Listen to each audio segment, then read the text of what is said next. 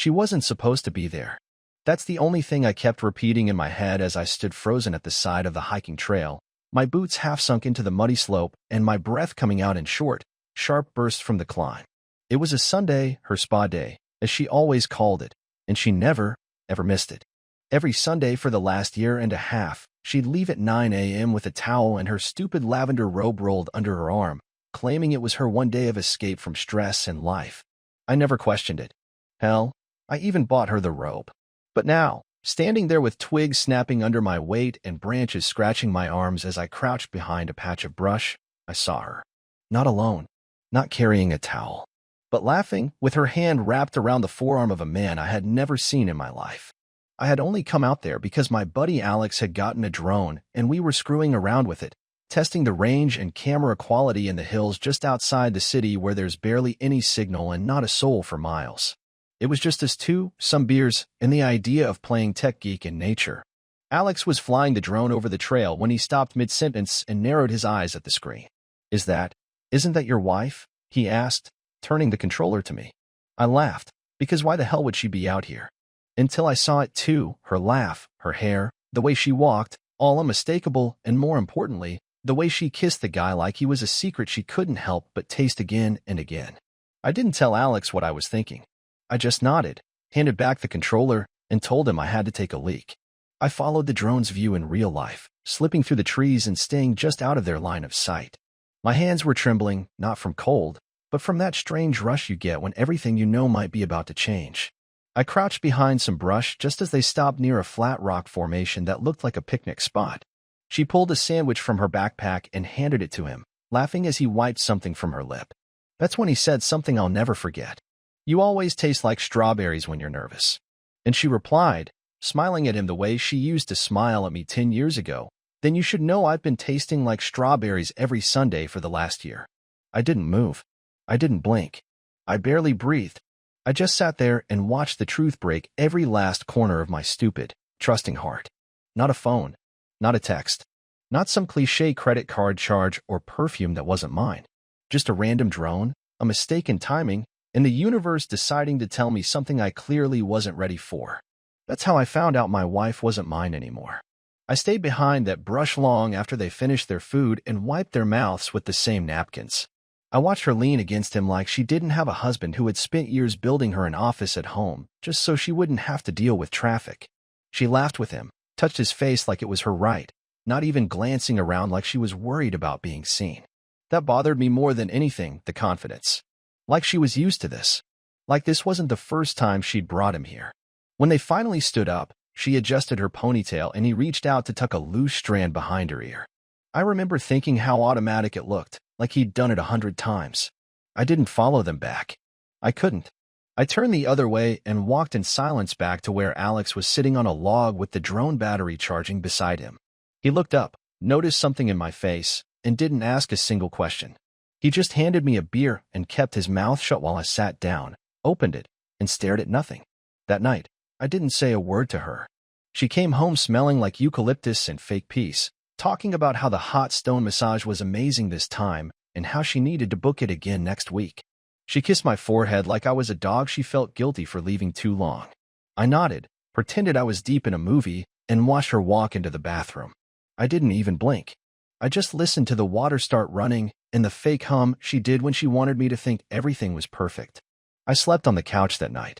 Told her I fell asleep during the movie and didn't want to wake her. She believed it too quickly. The next morning, she made coffee and offered to drop off my dry cleaning. I said no, I'd already done it. She raised an eyebrow but didn't press. I watched her leave for work, still wearing the earrings I gave her for our 10th anniversary, and I realized I didn't know who she was anymore. That woman who used to cry at dog commercials and used to keep my notes from college pinned to the fridge was gone. I don't know when it happened. I don't know how I missed it.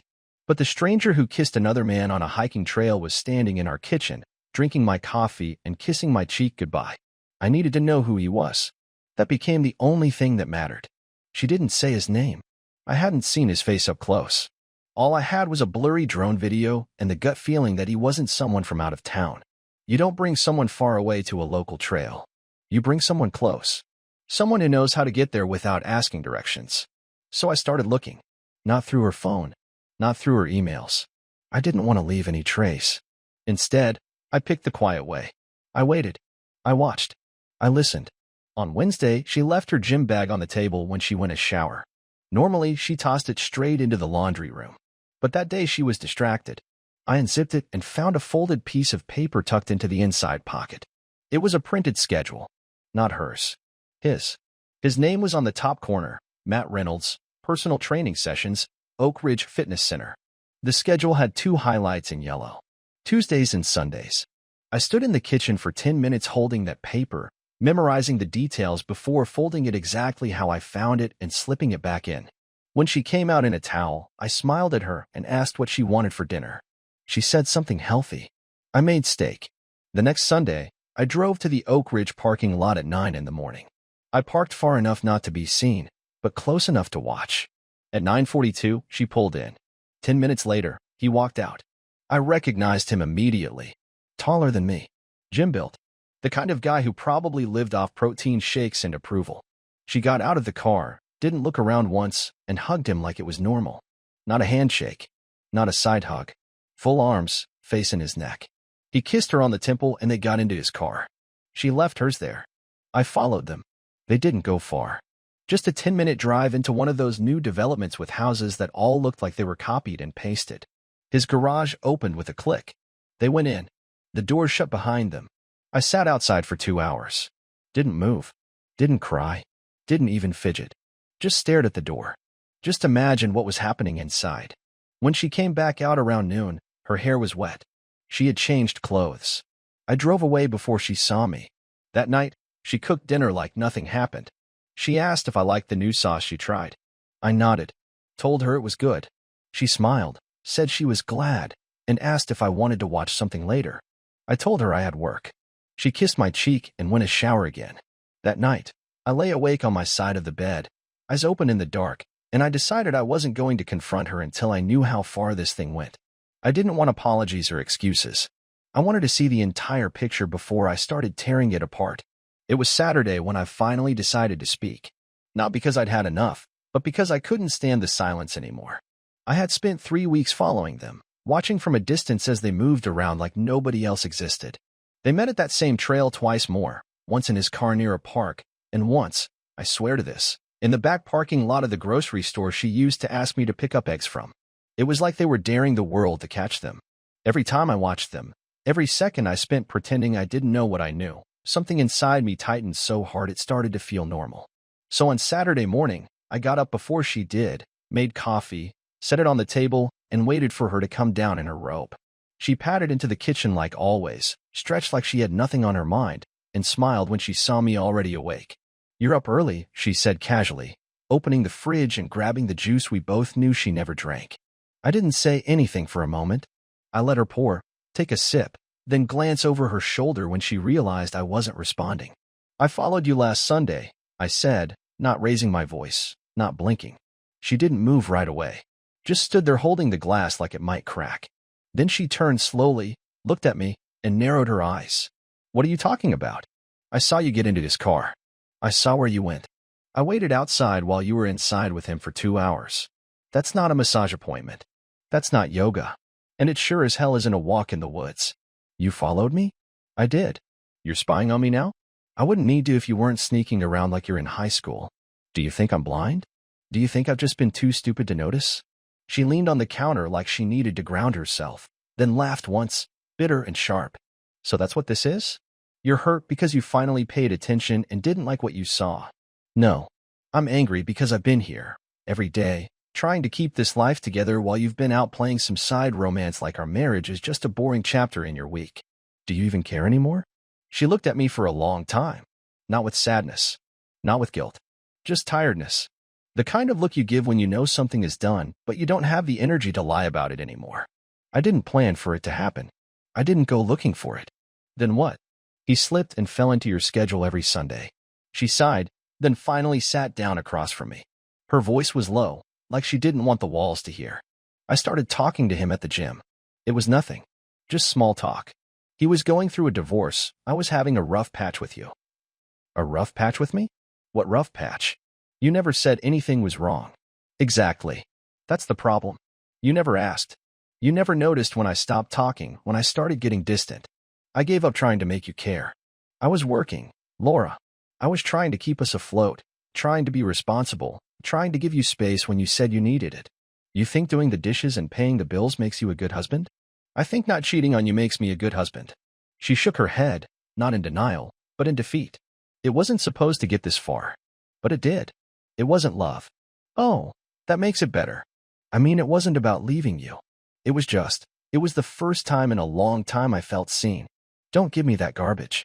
I've seen you every damn day. I've supported you, made sacrifices, did everything to make this house feel like home. You don't get to blame this on being ignored. Her face hardened, like I'd flipped some internal switch. You think you're a saint? You think this is all on me? You go through your routines like a robot. You barely touch me unless it's scheduled. You've been distant for years and you expect me to just keep smiling through it. I never stopped loving you. Well, I did. The words didn't just hit. They stuck. They just hung there between us like a fact neither of us wanted to admit out loud until now. I didn't yell. I didn't throw anything. I just stared at her, then nodded slowly. Okay. She frowned. That's it. You're just going to say okay. What else do you want me to say? You've made your choice. You've been making it for a while now. I'm just finally listening. I stood up, pushed the chair back without slamming it, and left the kitchen. She didn't follow me. She didn't say another word. She just stayed there, probably still holding that stupid glass of juice she didn't even like. I didn't talk to her for 3 days after that morning. We lived in the same house, ate in the same kitchen, used the same bathroom sink, and somehow didn't share a single sentence. She didn't ask for forgiveness. I didn't ask for explanations. We were two people who had stopped pretending. And in those 3 days, while she went to work like nothing had changed, I started planning. I didn't want to scream. I didn't want to cry. I didn't want to fall apart in front of her. I wanted her to feel it, not just the guilt or the shame, but the weight of what she'd thrown away. I didn't want closure. I wanted her to realize, every time she looked in the mirror, what she destroyed and what she could never have back. I called a locksmith I trusted, someone I'd done a website for years ago. I asked him how quickly he could change all the locks in a single afternoon. He said 3 hours, max. I told him I'd be in touch. Then I called my cousin Devin, who had a small moving company and owed me more than a few favors from back when I bailed him out of some financial trouble. I told him I needed a truck, 3 strong guys, and no questions. He gave me a time and said he'd be there. I took 2 days off from work, told them it was personal, and started boxing up everything that was mine. I didn't touch her stuff. Not because I respected it, but because I wanted her to walk into that house and realize how empty it felt without me in it. The day of the move, I timed it perfectly. She had a standing lunch with her coworker every Thursday, same time, same place. I knew she wouldn't be home until at least 5. Devin and his guys showed up just after noon. I had everything already sorted, labeled, and wrapped. The furniture that was mine, the books, the electronics, the things she never cared about or even noticed, I had it all ready. They were in and out in 2 hours. After they left, I walked through the house slowly, one room at a time, looking for anything I'd missed. I paused in the bedroom, stared at the bed we hadn't shared properly in months, then pulled open her nightstand. Still there. The card from our anniversary 2 years ago. I had written that I loved her more with every passing year. She had kept it. That meant something, once. I left it where it was and walked away. The locksmith showed up at 4. He was fast, cleaned up everything, handed me the news set, and left without saying much. I sat in the living room with a bottle of whiskey and waited. When I saw her car pull into the driveway, I stood up and went to the door before she could even put her key in. She looked surprised to see me standing there. "What are you doing?" she asked, glancing at the door. "I live here," I said calmly. "You don't anymore." She laughed, confused. "What are you talking about?" "I changed the locks. Everything of mine is gone. The rest of the stuff inside is yours. Do whatever you want with it." "You're kidding." "No. You can't just throw me out of our house." "I didn't throw you out. You walked out the moment you decided to sleep with someone else and keep it from me. I'm just closing the door behind you." "Eric, this is insane. We need to talk." "No, you needed to talk months ago. Now it's just consequences. Where am I supposed to go?" "That's not my problem." "You're seriously doing this? Just locking me out like I'm some stranger?" "You are." She stood there with her mouth open for a second, like she was about to say something that might change the outcome, but then nothing came out. I could see the shock settling in, the reality starting to crack through whatever fantasy she thought this was going to be. "You'll regret this," she said, voice shaking. "I already regret ever trusting you." She turned, walked back to her car without another word, and sat there for a while before finally driving off. I didn't watch her go. I went back inside, poured myself another drink, and sat in the silence that I had earned. There was no yelling, no final dramatic scene, just a door closing and a chapter ending. It took her 2 days to reach out after I changed the locks and disappeared from that part of her life. I expected anger or accusations, but the message that came through email was short and restrained. She wrote that she didn't want to fight, that she didn't want lawyers involved yet, and that she wanted to talk, just once, like adults. I stared at the message for almost an hour before replying. I told her she could come by on Saturday at noon, and I'd give her 20 minutes. I didn't add anything else.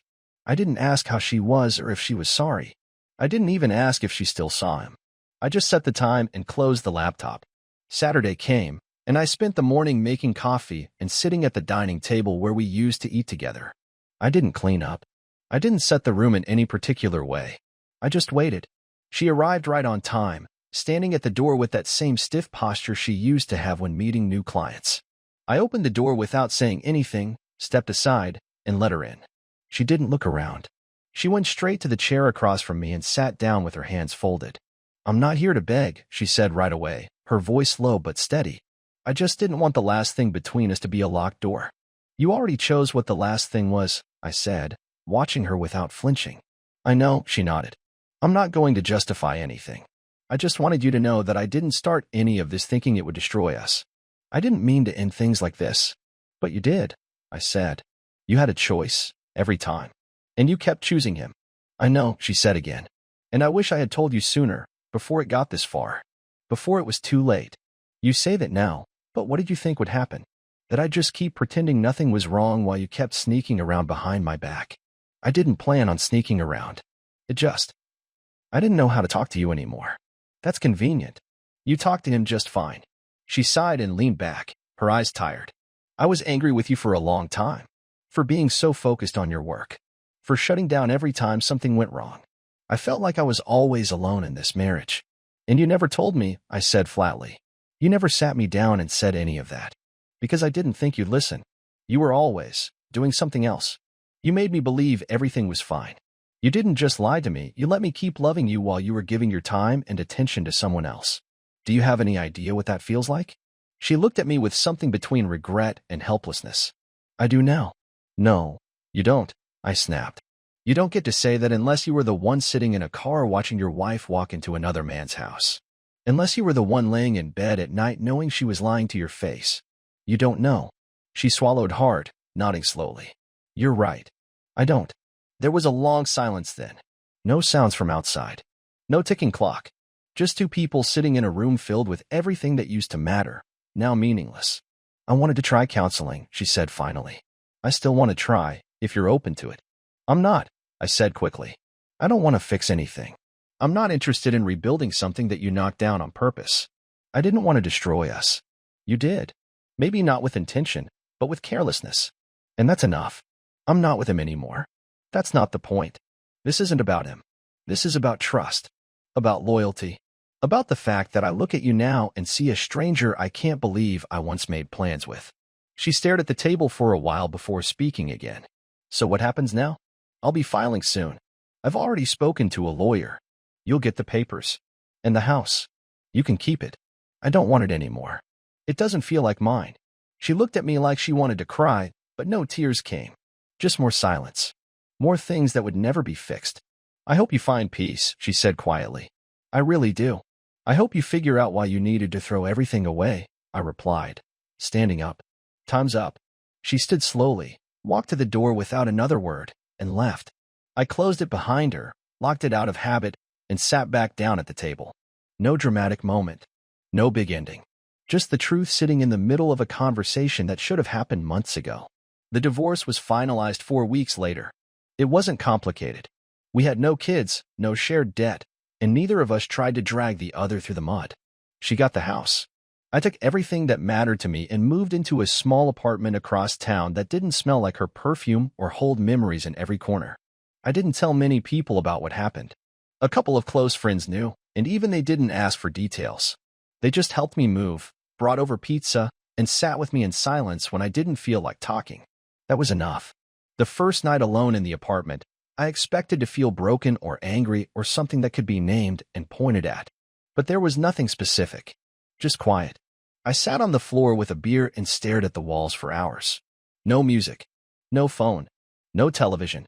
Just me and the silence I thought I hated, but which turned out to be the most honest thing I'd had in months. I didn't miss her. I missed who she used to be. That version of her that laughed with me on road trips, who texted me just because, who used to pull me into the kitchen to dance for no reason. But that person was long gone. Maybe she never really existed the way I thought she did. A few days later, I saw her name pop up in my email.